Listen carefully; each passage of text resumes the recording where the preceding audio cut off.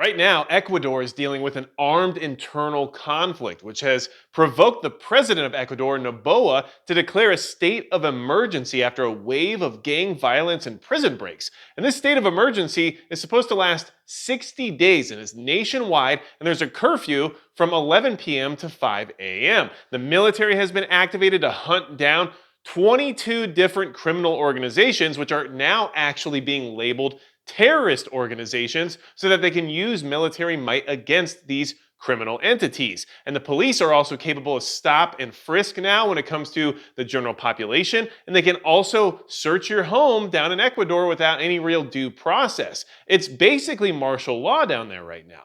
And everything's fallen apart over the last few days over some very rudimentary criminal activity, but because it's so widespread, so well organized, and so violent, the country is falling into what looks like domestic conflict. Now, I do want to mention that Midway USA is the biggest supporter of the channel. And of course, if you found yourself in a situation like many Ecuadorians are finding themselves in right now, they can help you prepare in order to defend yourself and protect your family. So a big thanks to Midway USA. On January 7th, there was a prison escape by the kingpin Fito that kicked off a lot of this unrest. And in fact, it created issues with other criminal organizations that are rivals, as well as, of course, issues with the police and the military and corruption there within.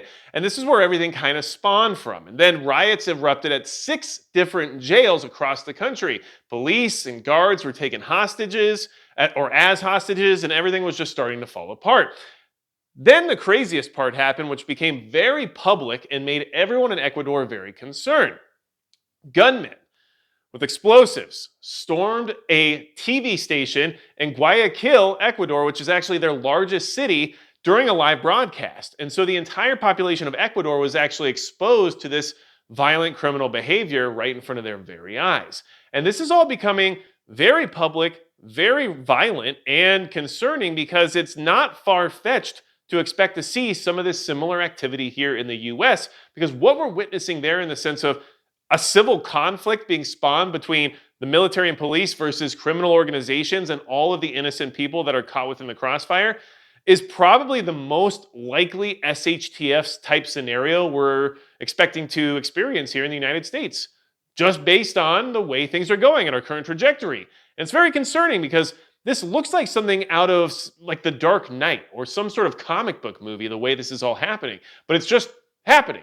You can't ignore that it's happening right now. And Ecuador isn't some, widespread third world country. Like, this is a relatively modernized country compared to a lot of others that are out there. This is happening there, okay? And a lot of this is happening in reaction to the government crackdown on these criminal organizations, as well as them proposing a new high security prison that's specifically made for these kingpin type figures. And of course, the people who are in power that have the ability to organize prison breaks or to pay off politicians or bribe police aren't going to like that idea. And that's why all this is falling apart. And of course, a lot of the same corruption and bribery and powerful organizations that Ecuador is dealing with right now is happening here in the United States as well. Okay? This is why you should be paying attention to these types of things happening, not just because they are happening, but why they're happening and how they could be applied to us here in the United States. Now, the gunmen were basically warning citizens on live TV to just not get in the way and not to mess with them and not to be a problem for them because it won't end in a good result. And that's how they conduct business, through fear, of course.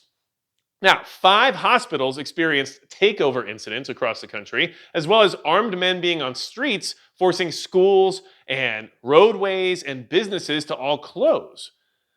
So this is full-on SHTF throughout that country right now, especially in the sense of this martial law scenario being enacted.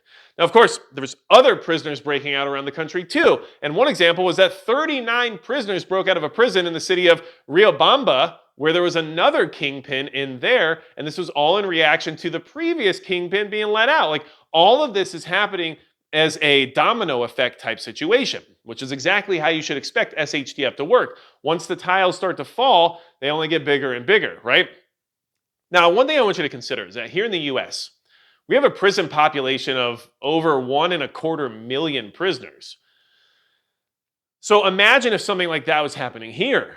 and the size and the scale of all these prison breaks happening at once and all these riots happening at once, and how that would look for our country, and how many people are in our prison system that have access to the level of organizations that are enacting this attack on Ecuador right now.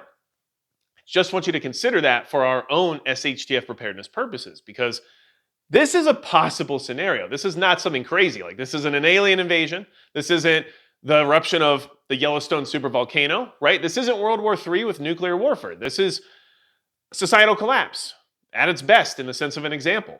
This is why you should be paying attention, okay?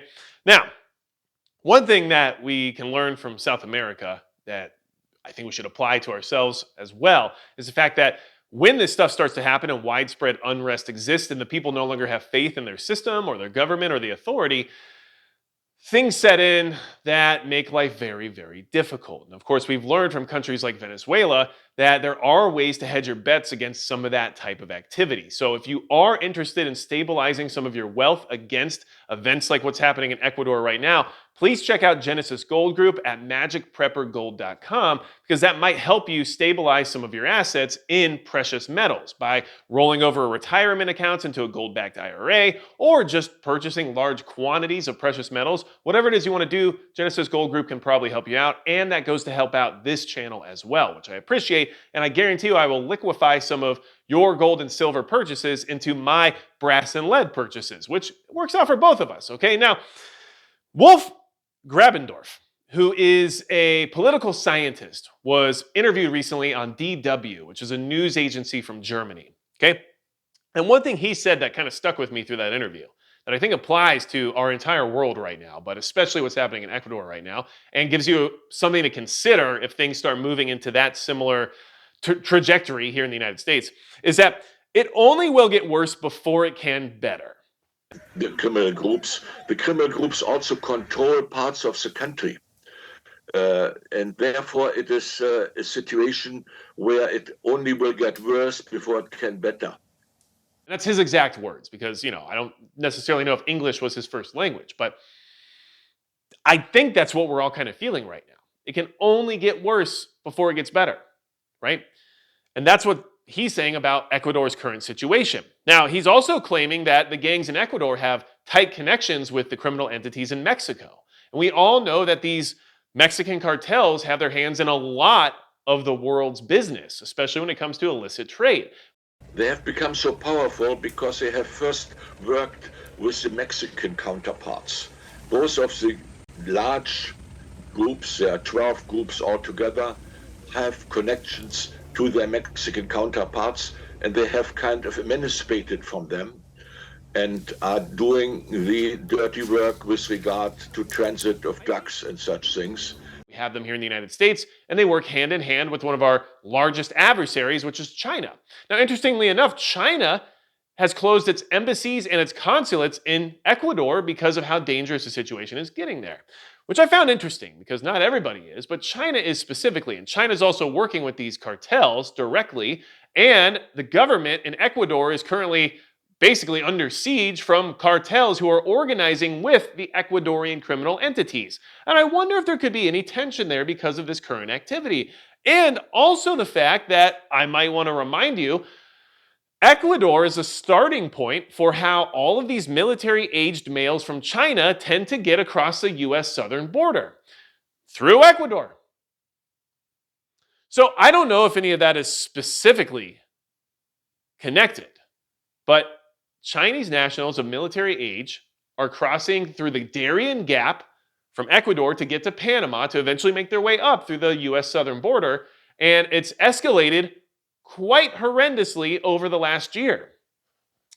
So it's hard not to look at some of these things through this lens of World War III or fifth generation warfare, or however you want to look at it.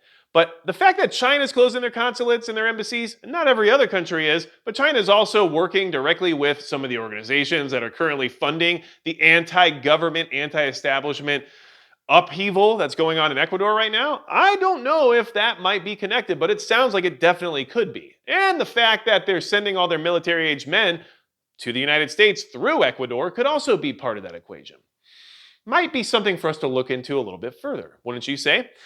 Look, there's a lot happening in the world. But what's going on in Ecuador right now, at least in my opinion, definitely reflects something we could expect here in the United States, more so than a foreign invasion or anything along those lines. Like, this is probably one of the most likely SHTF type scenarios to expect. Widespread chaos and unrest provoked by criminal activity and innocent people caught in the crossfire, right? So, listen, keep preparing as best you can. That's why we prepare when it comes to training and tactical gear and first aid and things like that, because having food, water, and building community is very important, and it's definitely a priority. But we also need to be able to protect ourselves if we find ourselves dealing with what Ecuador is dealing with right now. I don't want to find myself in a news station at gunpoint, held hostage by a guy who also has explosive devices. Like, that's not something that I'm trying to sign up for. And I don't think you should want to sign up for that either. And don't forget that China seems to be connected to all these different things that are going on around the world in one way or another. And they always just seem to be in the mix a little bit. And one thing I'll mention about Genesis Gold Group is, they don't affiliate with China at all. And some gold companies most definitely do. And I'll even go as far to say as some of them actually are actively promoting the collapse of the US dollar for profit. But not Genesis. They got it all figured out in that regard. But either way, okay? Listen, do what you can. Be aware of what's happening, but don't be afraid of it. Use this information to your benefit.